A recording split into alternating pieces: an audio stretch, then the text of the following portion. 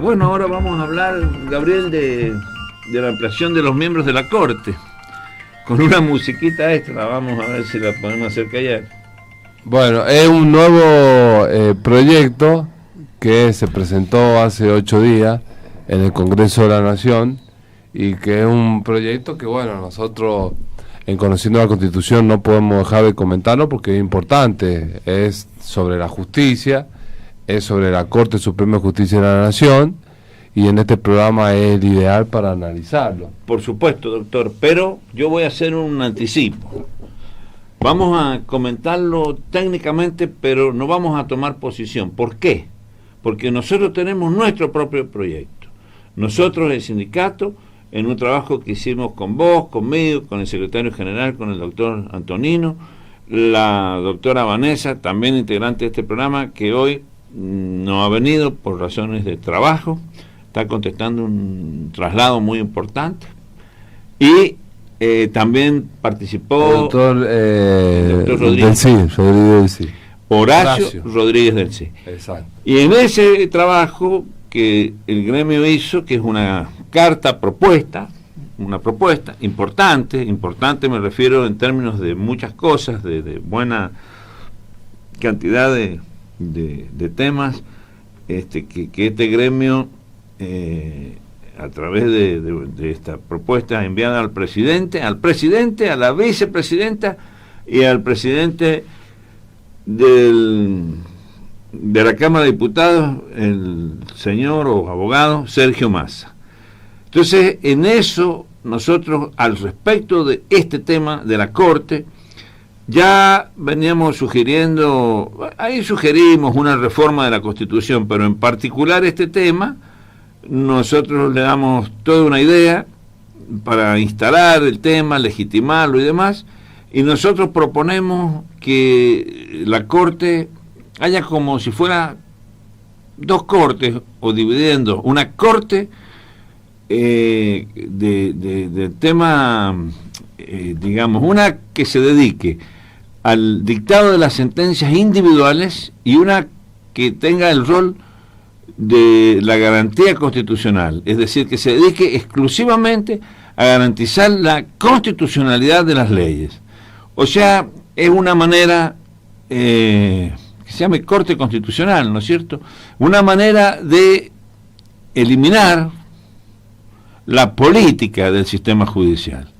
Entonces, inmediatamente que sale una ley, o al pedido de cualquier persona dentro de la República, cualquier ciudadano puede pedir que se revise la constitucionalidad de cualquier norma que sea aplicable incluso en un municipio. Para darles un ejemplo muy nuestro,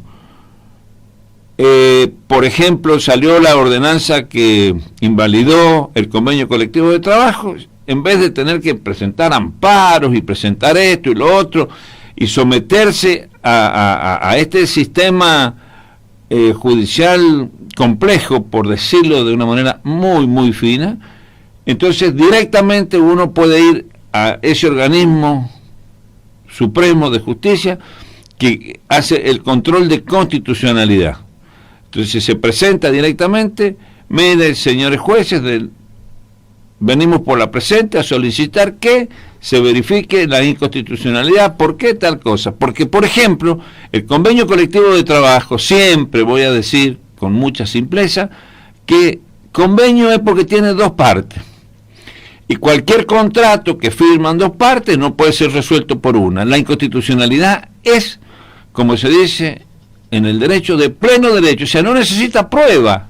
Tienen que romperlo dos. Si lo rompe uno, listo, está mal roto. O sea, un contrato que tiene dos partes, lo tienen que desarmar dos partes. Yo no puedo todavía hacer entrar en mi cabeza cómo es posible que no se entienda que lo que hacen dos no puede romper uno, porque lo tienen que seguir haciendo dos. Pero bueno, entonces nuestro criterio es, y lo vamos a sostener porque es nuestro propuesto. Por lo tanto, no vamos a tomar, nosotros dos, Gabriel y yo, posición sobre este proyecto, porque la respuesta sería, apliquen el proyecto que nosotros hemos propuesto.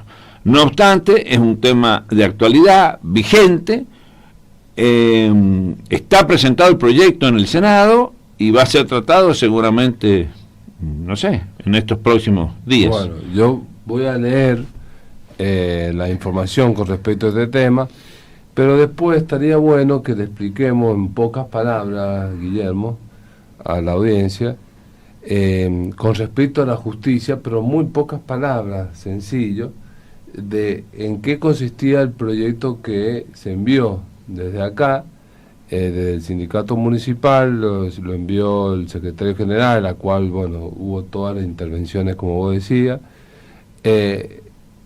y se le propuso al presidente de la Nación. ¿En qué, en pocas palabras, es lo que se propuso de esa carta que se mandó, después que leamos este proyecto que fue el que presentó el oficialismo? Perfecto. Bueno, vamos ahora a leer la información que salió publicada el día 9 de este mes, o sea, hace pocos días atrás, hace 7, 8 días atrás, en el diario digital Telam, que dice lo siguiente: el Frente de Todos presentó el proyecto para ampliar la Corte a 25 jueces. Elaborada por un grupo de gobernadores, la iniciativa fue presentada por el interbloque de senadores nacionales del oficialismo y propone mantener en su lugar a los actuales 4 jueces. El interbloque del Frente de Todos del Senado de la Nación presentó un proyecto de ley para aumentar a 25 el número de integrantes de la Corte Suprema de Justicia, incluyendo a los actuales 4 miembros, aunque su modo de organización y funcionamiento se resolverá mediante una ley especial que también debe ser aprobada por el Congreso y aún no fue presentada. La iniciativa se basa en la propuesta realizada la semana pasada por 16 gobernadores oficialistas al presidente Alberto Fernández para propiciar una reforma en la integración de los miembros de la Corte con el objeto de promover la unidad nacional en el cumplimiento de 3 principios: el federalismo, equidad de género y especialidad en la materia, según afirmaron en el documento de la presentación que le presentaron el jefe de Estado en esa oportunidad. Esos gobernadores son Alex Kicillof, que es de Buenos Aires, Raúl Jalil, de Catamarca, Jorge Capitanich, de Chaco, Mariano Arcioni, de Chubut, Gustavo Bordet, de Entre Ríos, Guildo Ifrán, de Formosa, Sergio Girotro, de La Pampa, Ricardo Quinera, de La Rioja, Oscar Aguad, de Misiones, Gustavo Sainz, de Salta, Alberto Rodríguez A, de San Luis, Alicia Kirchner, de Santa Cruz, Sergio Uñá, de San Juan, Gerardo Zamora, de Santiago del Estero, Gustavo Malella, de Tierra del Fuego, y Osvaldo Jaldo, de Tucumán. El proyecto fue presentado con la firma de los 3 jefes del interbloque de Frente de Todos, el formoseño José Mayas, la mendocina Anabel Fernández Sagasti, y fue girado a la Comisión de Justicia de Asuntos Penales y de Asuntos Constitucionales de la Cámara Alta. El proyecto, el principal cambio al Congreso que el Congreso deberá discutir es el que modifica el número de integrantes de la Corte y lo amplía a 25. La vigente ley 26.183 de 2006 dispone que la Corte debe estar integrada por 5 jueces y sus decisiones deben tomarse por la mayoría absoluta de sus miembros, 3 o más votos coincidentes. O sea, esa es la actual ley que dispone que la Corte debe ser integrada por 5 jueces y sus decisiones deben tomarse por la mayoría absoluta de sus miembros, o sea que son de 3 o más votos coincidentes de los 5, porque son 5 actualmente. Y hoy esos lugares están ocupados por Horacio Rosati, que es el presidente de la Corte Suprema de Justicia de la Nación, Carlos Maqueda, Ricardo Lorenzetti y Carlos Rosengart. Así que el quinto puesto quedó vacante luego de la renuncia de la jueza Elena Gilto de Nolasco, ocurrida en noviembre del año pasado. Tras la dimisión de los juristas, quien formó parte de la Corte de 2004, el Poder Ejecutivo no envió al Senado ninguna propuesta para su reemplazo. El artículo 1 del proyecto presentado por Mayas y Fernández Sagasti modifica el artículo 21 del Decreto Ley 1285/58, texto según Ley 14.467, y propone que la Corte Suprema de Justicia de la Nación estará compuesta por 25 jueces y juezas, y ante ella actuará la Procuración General y la Defensoría Oficial. No obstante, el modo de organización y funcionamiento de la Corte Suprema deberá estar determinado por una ley especial redactada con posterioridad según establece el último párrafo del primer artículo del proyecto de reforma. En el segundo artículo, el proyecto establece que durante el proceso de nombramiento e integración, las decisiones de la Corte se adoptarán por el voto de la mayoría absoluta de los miembros que la integran al momento de adoptarlas.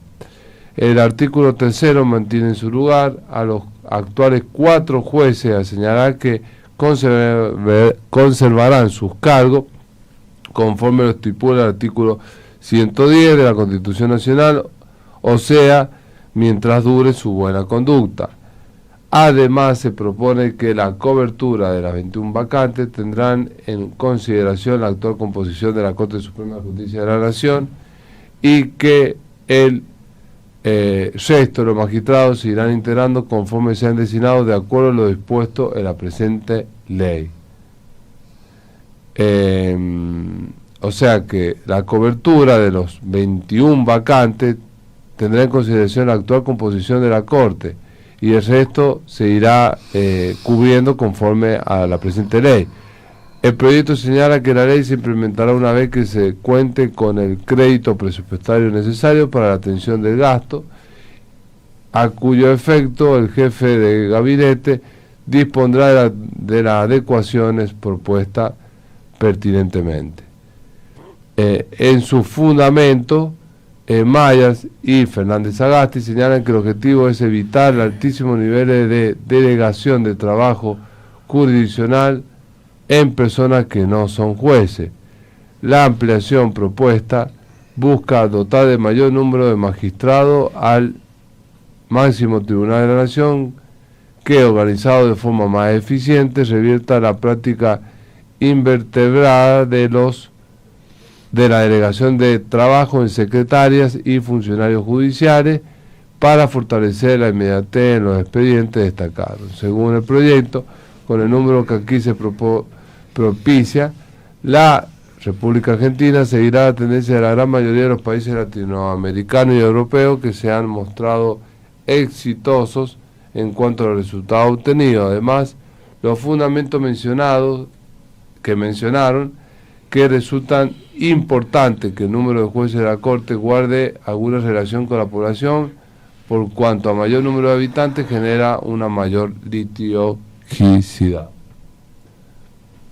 Bueno, yo creo que más o menos queda claro que se amplía, pero deja sujeto a una nueva ley que la reglamente y que diga cómo se van a elegir esos 21 jueces que faltarían, porque hay 4 que actualmente tiene la Corte Suprema de Justicia de la Nación y continuarían en su cargo mientras dure su buena conducta. El de la ley complementaria, digamos así, dice una ley. Sí, una ley complementaria que reglamente a esta. Ahí me parece que ya empiezan los problemas. Se irán integrando conforme sean designados de acuerdo a lo dispuesto en la presente ley, dice. Y acá hay otra cuestión. Una vez que se cuenten con el crédito presupuestario, o sea, se aumenta el gasto, necesario para la atención del gasto, a cuyo efecto el jefe de gabinete dispondrá de las adecuaciones presupuestarias pertinentes. Sí, bueno, en el Poder Judicial el gasto no importa, con todo lo que gastan ellos. A mí no me gusta en el arranque esto de que va a depender de una ley que se dicte. Todas las leyes o proyectos que dependen de leyes posteriores, que son las que van a resolver. Pero son cuestiones importantes como la designación. ¿Cómo lo van a designar esos nuevos jueces? Por eso. Por ejemplo. Es como que están haciendo mal. Por eso no me gusta. Pero principalmente no me gusta porque no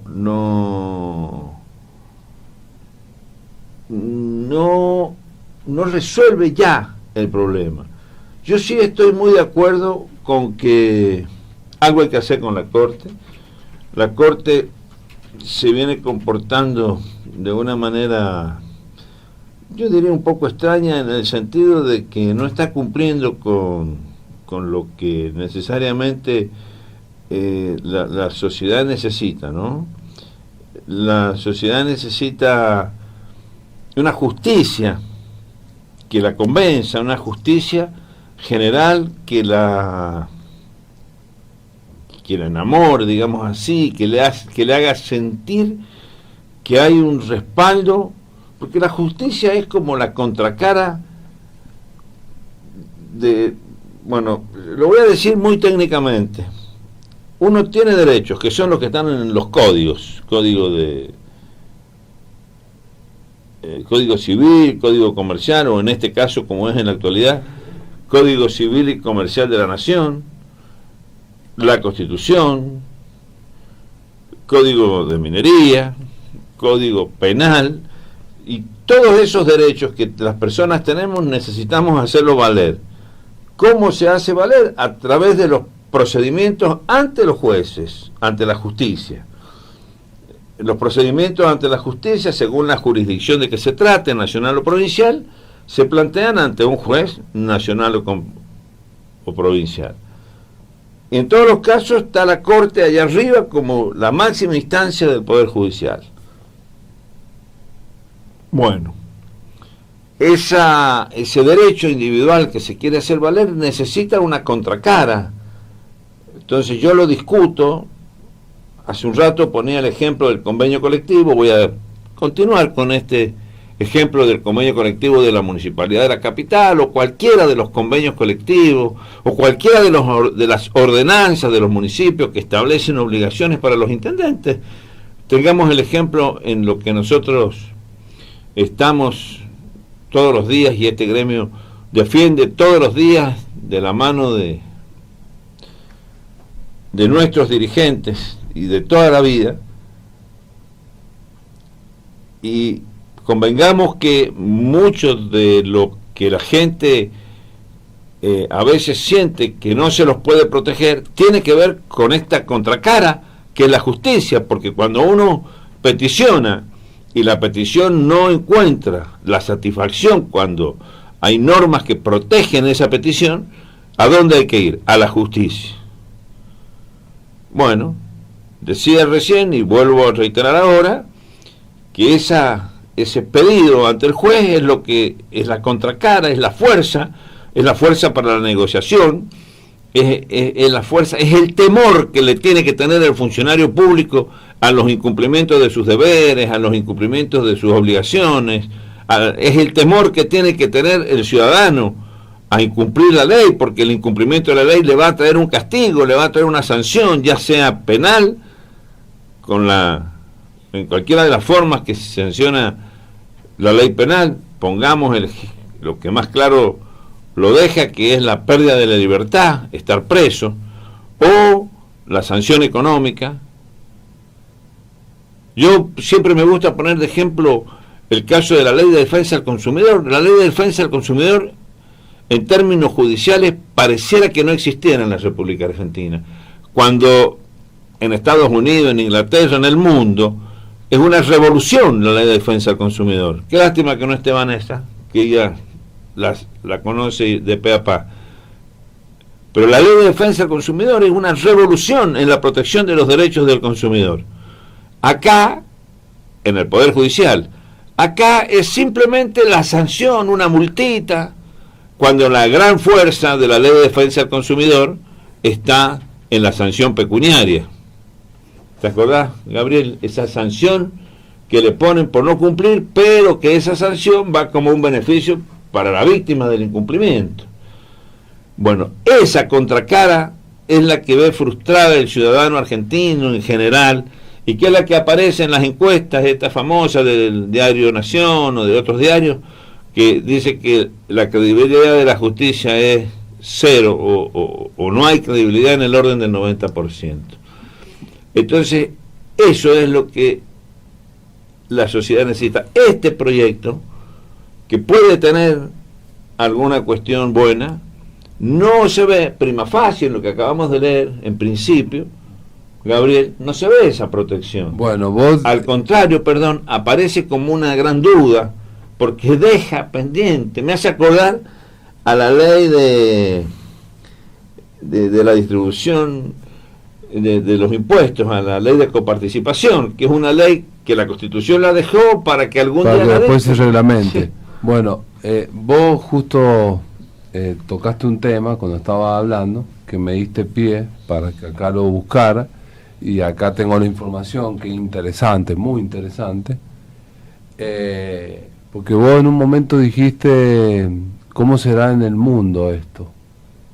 ¿Cuántos miembros tendrá el mundo en sus respectivas Cortes Supremas? Sí. Bueno, acá está la información, que está muy interesante, la estuve acá chequeando, y vamos a comentar qué pasa en el mundo, cuántos son los miembros de la Corte en el mundo, como para que tengamos un tipo de referencia, de la cual algunos países son países del primer mundo y otros países son países que también se compara esta información con países latinoamericanos que son tan subdesarrollados como somos nosotros en Argentina.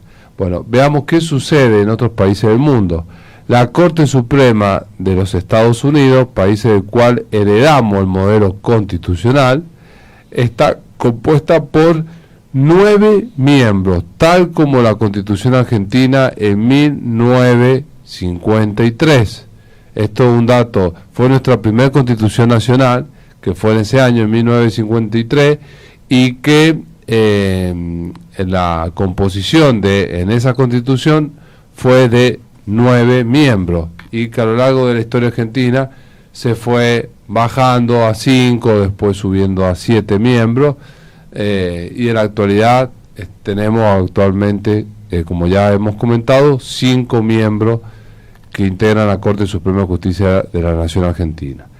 No se encuentra dividida en sala en Argentina, y en Estados Unidos tampoco se encuentra dividida en sala, y está compuesta por, como recién decíamos, 9 miembros. Actualmente son los que integran la Corte Suprema de Justicia de Estados Unidos. El Supremo Tribunal Federal de Brasil, que sería la Corte Suprema de Justicia brasilera, se compone de 11 miembros, tampoco se divide en salas temáticas. En cambio, la Corte Suprema de Justicia de Colombia está integrada por 23 miembros y se divide en las siguientes salas: de casación civil, de casación laboral, de casación penal y sala plena. Lo mismo ocurre con la Corte Suprema de Justicia de Chile, integrada por 21 miembros. Se compone de 3 salas: civil, penal y de asuntos constitucionales y contencioso administrativo. O sea, Chile ocurre lo mismo, se divide en salas, pero está integrada por 21 miembros, a diferencia de la Corte Suprema de Justicia de Colombia, que está integrada de 23 miembros. Pero ambas se dividen en salas, lo que no ocurre en el Tribunal Superior Federal de Brasil, que el Supremo Tribunal Federal, que está integrado por 11 miembros, pero no se divide en salas. cuando decimos en Brasil, como recién aclaré, Supremo Tribunal Federal, estamos hablando de las Cortes Supremas de Justicia, del máximo tribunal judicial de cada país. Cada una de las salas se descompone, en el caso de la sala que integran la Corte Suprema de Justicia de Chile, además de 2 secciones formadas por 3 magistrados. Bueno, el Tribunal Supremo de España está compuesto por el presidente del tribunal, 5 presidentes de sala y 74 magistrados, es los que componen al Tribunal Supremo de España. ¿Cuántos en España? España, escucha bien, la Corte Suprema de España, que se llama Tribunal Superior de España, está compuesto por el presidente del tribunal, 5 presidentes de sala y 74 miembros. Son los que integran, digamos, lo que nosotros le llamamos acá Corte Suprema de Justicia de la Nación, para que nuestros oyentes nos entiendan. De lo que estás leyendo me pinta que 5 son muy poquitos, o 4 como hay ahora. Sí, pero presidente de sala, pero después en cada sala están integrados por los magistrados que son 74 magistrados más, que son los que integran cada sala, que tiene 5 presidentes, o sea, son 5 salas, y un solo presidente, digamos, general, que es el presidente del tribunal. Bueno, después tiene 5 salas ordinarias, es lo que aclara. Los 5 presidentes son 5 presidentes porque son 5 salas ordinarias. Y cada sala son de derecho civil, una sala, la otra sala es de derecho penal, contencioso administrativo, una tercera sala, la cuarta es social, de derecho social, y la quinta es militar. Y 4 salas especiales, además de esas 5 salas ordinarias. O sea, es muy amplia la Corte Suprema, o bien dicho, Tribunal Superior de España. Es muy amplia. Es integrada por más de 80, 90 jueces. Después, Argentina ha tomado de España muchos aspectos para el nuevo Código Penal, procesal penal e incluso actores de derecho penal son seguidos en Argentina. La Corte de Casación francesa, primera en la especie desde 1789, origen de la Cámara Federal de Casación Penal Argentina, creada en 1991. Es el Tribunal Supremo y se compone de 6 salas especializadas, 3 salas civiles, una comercial, financiera y económica, una social y una criminal. Se compone de 120 consejeros, estas 6 salas especializadas que recién comentamos, que integran el Tribunal Supremo de la Corte de Casación francesa, que vendría a ser la Corte Suprema de Justicia de Francia, que en total está integrada por 120 consejeros, que serán 120 jueces, o sea, hiper amplia. El Tribunal Federal Constitucional Alemán se divide en 2 senados de 8 miembros cada uno. En total son 16 miembros. Duran en su cargo 12 años. No se dividen en salas temáticas según la información institucional. La Suprema Corte del Reino Unido tiene 12 ministros. El Tribunal Federal de Rusia, con sede en Lausana, se compone de 30 jueces y 15 reemplazos. Los jueces son designados por el Parlamento. Australia está compuesto por 7 miembros, su Corte Suprema de Justicia.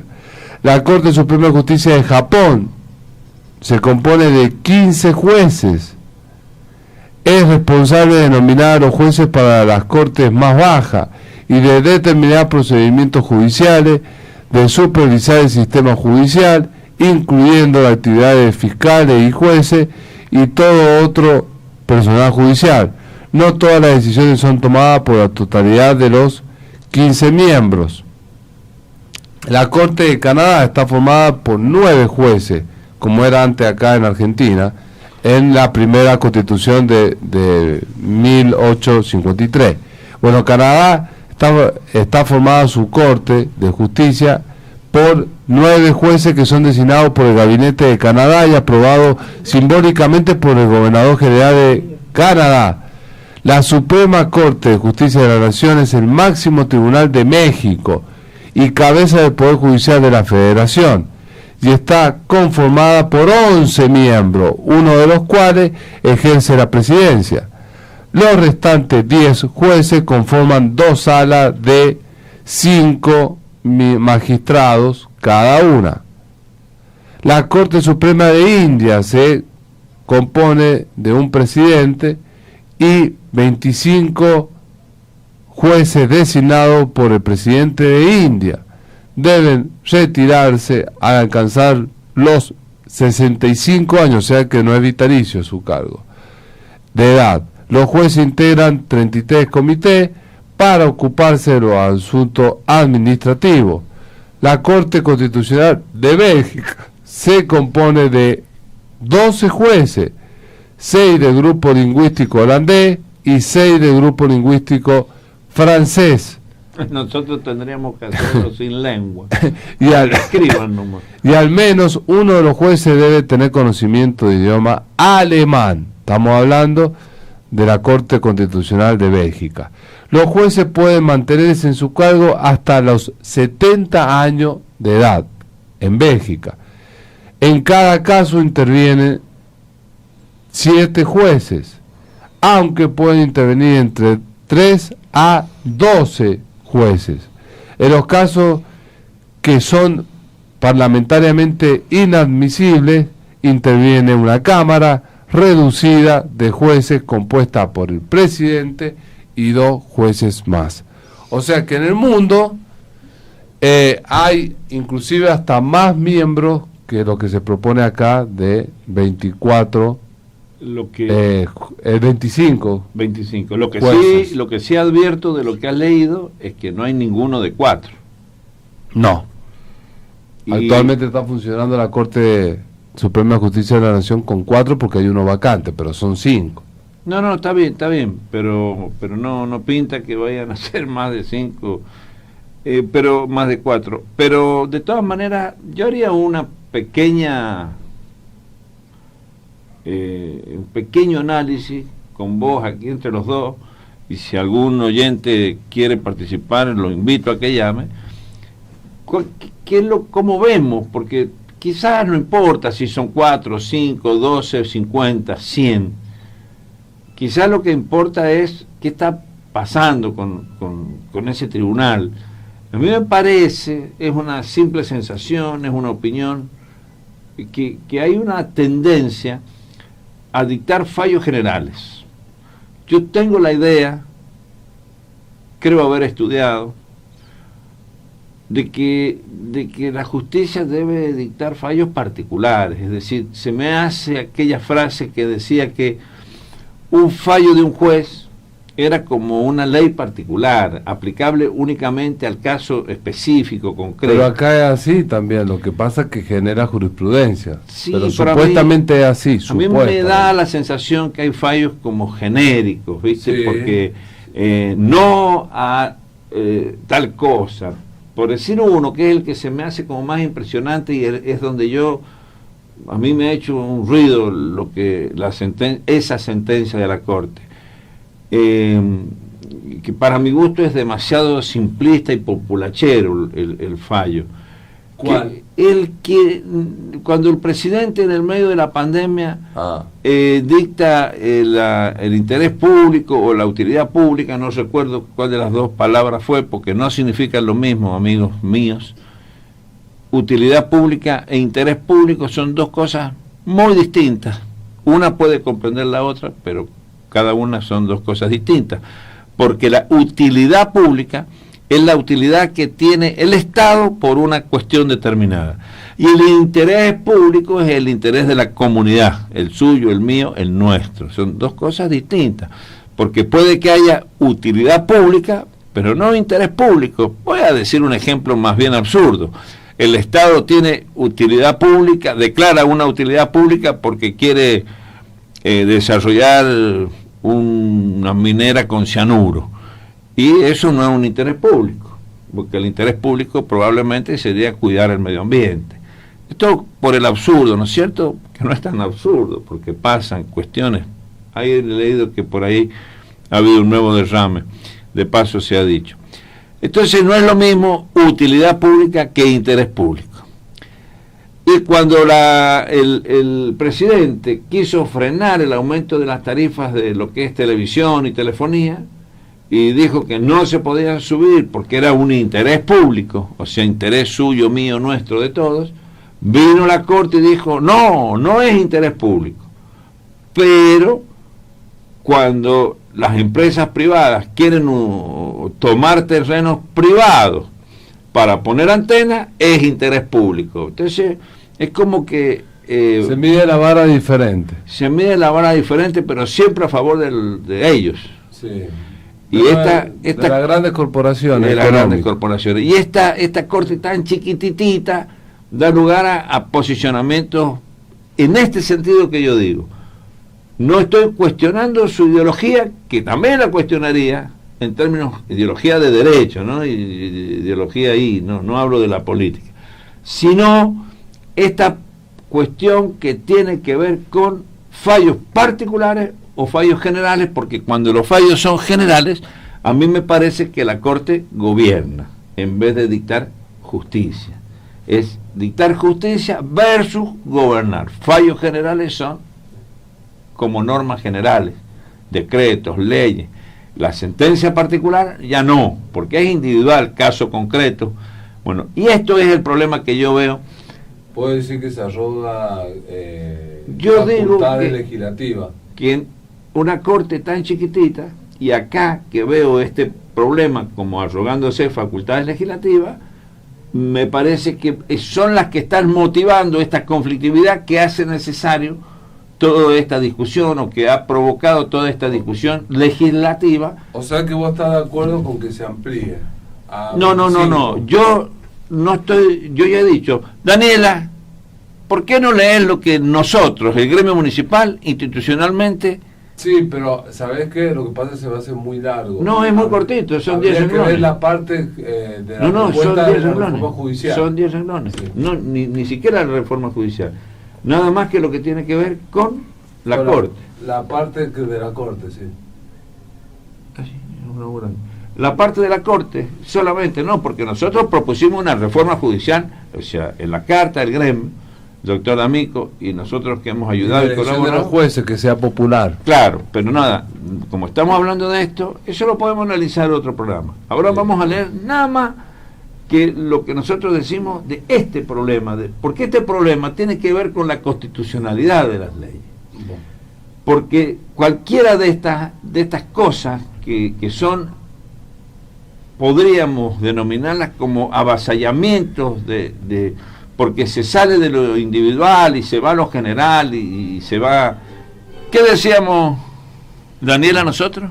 En el apartado del proyecto que se le envió al presidente Alberto Fernández y a la vicepresidenta Cristina Fernández de Kirchner, en esta reforma judicial, bueno, en el ámbito de la Corte Constitucional se decía: señor presidente, le arrimo una iniciativa que evitaría enfrentamiento con las corporaciones ya referidas y la presunta complicidad de la actual Corte Suprema de Justicia. Al respecto, por más ampliación que con buenas intenciones se desea hacer en este tribunal, ello no va a solucionar los problemas de esta justicia.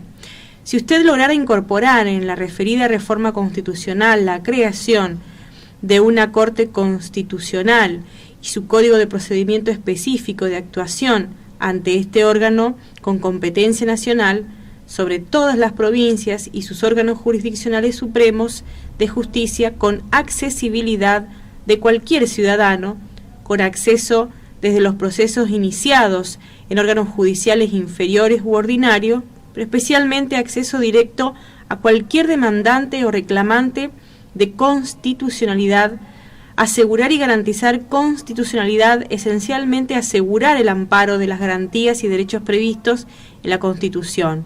Podrá tener, por ejemplo, 5 miembros o lo que usted estime. Dicho Tribunal Supremo transformaría totalmente el sistema judicial argentino, con él cambiaría el desprestigiado Poder Judicial actual. En encuestas realizadas, la mayoría de los argentinos no creen en él.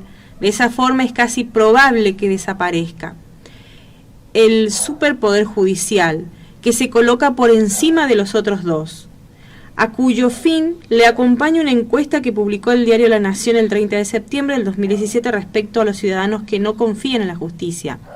Nota efectuada por Marta Caballero. Por otra parte, con el Tribunal Constitucional se reducirán en todo el país cerca del 30 o el 40% de las causas judiciales, dado que desaparecerán los planteos en las provincias. Y bueno, de esta manera continúa lo que tiene que ver con el apartado de la Corte Suprema en esta carta que se le envió al presidente de la Nación y a la vicepresidenta Cristina Fernández de Kirchner con respecto a lo que, bueno, se determina sobre la Corte. Se me escapó un poquito el apartado que estábamos leyendo, pero estamos leyendo desde el teléfono celular, y bueno, hablaba respecto de lo que tiene que ver con la participación de las provincias respecto a de todas maneras, está bien, Daniela, suficiente, porque yo, Gabriel y audiencia, ¿por qué quise que lo leyéramos? Vuelvo, doctora, así queda claro. Queda claro. Entonces, con este tribunal de la Corte Constitucional directamente quedará derogada la ley declarada inconstitucional, los decretos y demás resoluciones que en consecuencia se dictan. Sacar de la Constitución las corporaciones profesionales, el Consejo de la Magistratura y los DNU, que ni siquiera existían en la Constitución del año de 1953, cuando los diputados y senadores viajaban a Buenos Aires en diligencia, tardaban más de un mes en llegar. Así se devuelve al Congreso el enjuiciamiento de los jueces, si no se opta por un jury de enjuiciamiento, el que también deberá ser designado por elecciones del pueblo, como a los jueces, auditorios de la Nación y tribunales de cuentas provinciales. De esta forma, señor presidente, se quedarían sin argumento las corporaciones que atacan al gobierno porque son antirrepublicanos. Bueno, ahí, antes que continuemos, quiero aclarar una cosa que por ahí la gente no lo entiende. Nosotros, porque estamos por ahí más metidos en el tema y bueno, y por la profesión. Pero hay gente que no entiende qué pasa. ¿Qué quiere decir en uno de los puntos que propone ese punto? Que ahí como que no ponen mitiza si van a ser 5, 10, que sean los miembros que tengan que ser. Pero ahí se va más allá. ¿Y qué es lo que propone? Que es muy importante aclarar para que la gente entienda. Cuando uno plantea la inconstitucionalidad de una ley, la plantea judicialmente, y cuando la declaran inconstitucional, se aplica para ese caso particular. No se aplica para todos los casos, esa inconstitucionalidad. Entonces, ¿cuál es una de las propuestas? Ese punto para que entienda. Por eso, para que entienda la gente, porque si no, no lo entiende. Bien. Eso es importante. Que cuando la Corte o un tribunal... No, este tribunal que nosotros proponemos. Este tribunal o esta Corte, cuando diga, no, en este caso particular, esta ley no se puede aplicar porque es inconstitucional, porque afecta el derecho de libertad, de vida, de salud, de cualquier derecho de propiedad, de lo que sea. Entonces esta ley es inconstitucional. Eso que se aplique para todos los casos. Es como que derogar a la ley, la saca de la vida jurídica. Porque es inconstitucional para todos, no solamente para ese caso. Por eso es importante aclarar, porque la gente no lo entiende, sí, eso. Y más aún, Gabriel, se puede, cualquier ciudadano puede ir a ese tribunal en forma personal y directa para cuestionar la constitucionalidad de de una ley o de una ordenanza o de un decreto, una ley de un pueblito de 2.000 habitantes, ¿Y una si- ordenanza, perdón. Entonces va solo allá al Tribunal Constitucional, plantea esa inconstitucionalidad y no rige más esa ley, desaparece de la faz de para la tierra. todo, porque es inconstitucional. Para todo, ¿por qué? Bueno, eso es revolucionario y es muy bueno. Ahora, para poder hacer eso, yo creo que no está mal que se amplíe la corte y todo, o los magistrados está bien, pero dentro lo de que un tribunal, nosotros decimos ahí, para poder llevar a cabo eso. lo que nosotros decimos ahí, lo que el gremio propone, lo que el secretario general propone, porque está escrita en primera persona, si bien hemos trabajado en equipo, pero ¿cuál es lo importante? ¿Por qué nosotros decimos allí que no importa si son 5, 6 o 20 miembros? Porque lo que esta propuesta pide o intenta es resolver la legalidad en forma objetiva, o sea, es un mecanismo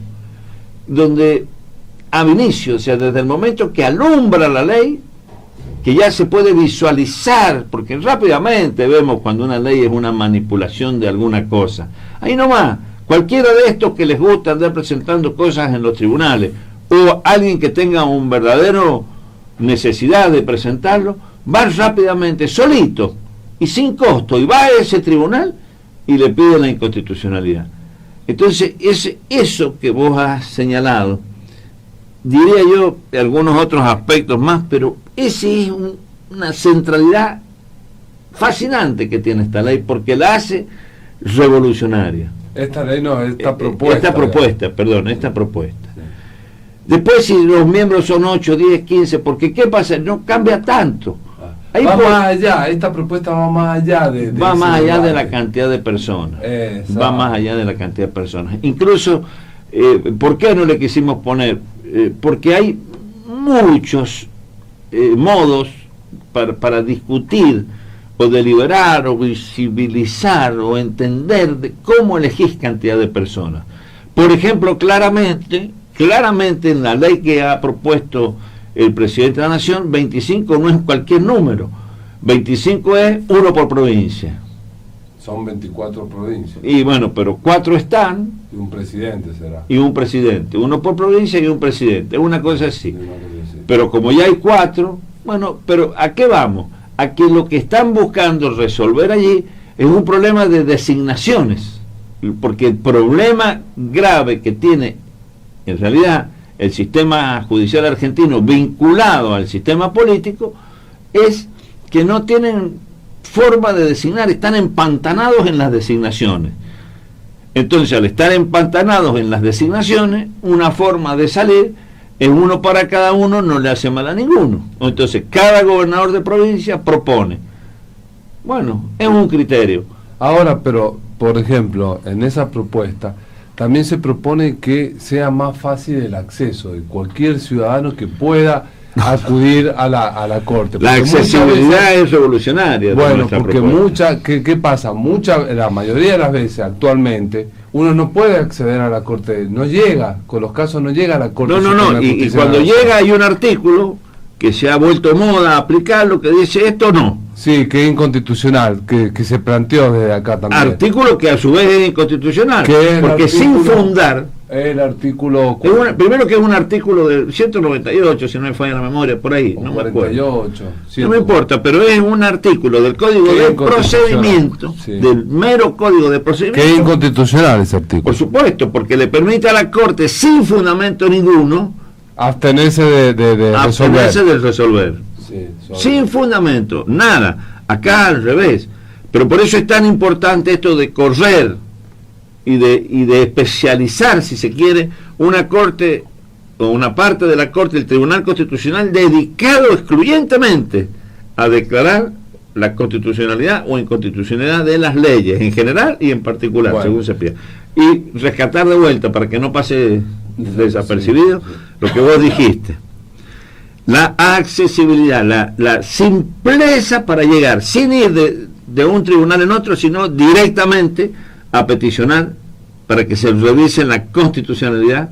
En cualquier momento un ciudadano cualquiera va y pide revise la constitucionalidad de esta situación, y esa libertad, facilidad para acceder es revolucionaria. Bueno, esos puntos que se han planteado en esa nota y en esa carta que se envió, más en otro punto, el de la misma carta, también propone que la elección de los jueces también haya intervención popular. Sí. Bueno, con todo ese combo de cosas, yo creo que lamentablemente actualmente no se está discutiendo nada de la cuestión profunda. Está bien el debate de la cantidad de los miembros de la Corte, pero fíjate que no es el debate más profundo. Esta carta va mucho más allá, va más profunda y apuntando a donde viene el problema de raíz. ¿Y cuál es el problema? La falta de justicia. Y no es por la cantidad de miembros de la Corte, la falta de justicia. La falta de justicia es por todo esto que estamos hablando. Es porque una ley es inconstitucional, y si se declara inconstitucional es solo para un caso, no para todos los casos. Siguen vigentes muchas leyes que son inconstitucionales, no se derogan. Lo que pasa también que muchos ciudadanos no pueden acceder a la Corte de Justicia en forma directa por todos estos herramientas legales que se tienen desde la justicia para que los ciudadanos muchas veces no puedan llegar en forma directa a la Corte, al máximo tribunal, que sería también muy importante, y fallos del máximo tribunal también son importantes para los demás casos. O sea que si el aumento de la cantidad de miembros de la Corte se acompaña con todas estas reformas que se han propuesto en la carta enviada desde el sindicato municipal a través de su comisión directiva y de su secretario general, y del trabajo que se hicieron en su momento los abogados que mencionó el doctor Guillermo Leonardi, va de la mano también con ese aumento de los miembros de la Corte, con estas reformas estructurales de la Corte, sería un gran paso para la justicia y para que los ciudadanos se sientan contenidos, porque también las elecciones de los jueces también son muy importantes.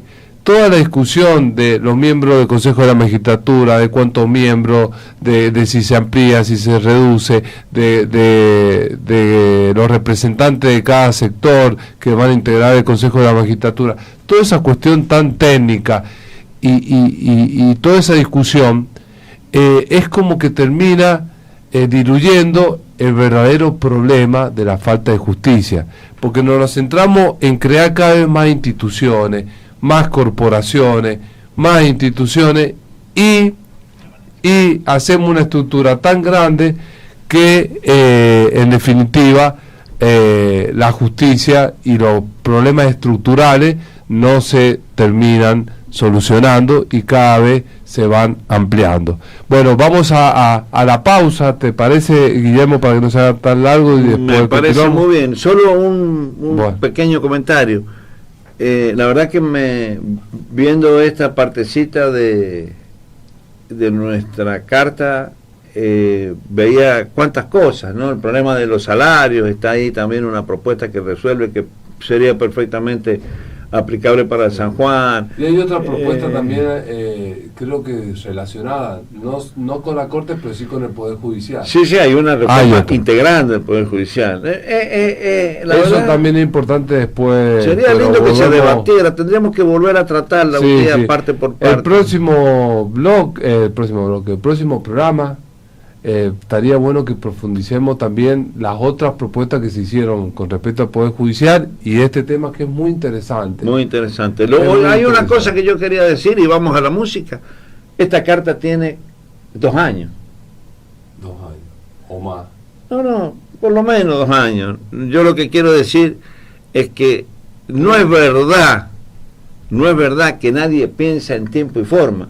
Nosotros aquí primero que estas cosas se vienen pensando hace mucho, las transformamos en un hecho concreto de una propuesta al presidente. Y creo que hubo otra propuesta, una carta, Anterior. no sé si tan completa, anterior, cuando era presidenta la doctora Cristina Fernández de Kirchner, con respecto al Poder Judicial. Creo que hubo, cuando se debatió, ¿te acuerdas la reforma judicial? Democratización. La democratización de la justicia, ahí también el sindicato municipal envió una carta a porque esa democratización que se propuso era bastante buena, tenía un pecado mortal. Que las elecciones... que los candidatos lo proponían los partidos políticos. Y hay que entender que hay una crisis de representatividad de la dirigencia en general, la política, la gremial, la empresarial, y bueno, entonces a las soluciones hay que buscarle. Es difícil, ¿no? Sí. Es difícil porque las instituciones son la expresión de la representación. ¿Cómo la cambiamos, no? Ya vimos el otro día, los autoconvocados tienen gran fuerza, pero también es como un río desmadrado, tarde o temprano tiene que tener una representación formal, ¿no? Es que, pero ahí, cuando no funcionan los sindicatos, cuando no funcionan las instituciones, pasa esa anarquización o que la gente, no sé si anarquización es la palabra, pero la gente va por fuera de las instituciones, pero se siente representada. Vale, porque nosotros siempre decimos que las constituciones han nacido para organizar ese caos. Por eso nacieron las constituciones. Bueno, pero cuando no funcionan las instituciones pasa eso. Y cuando pasa extremadamente, ¿qué hay? Guerra. Guerra, exactamente.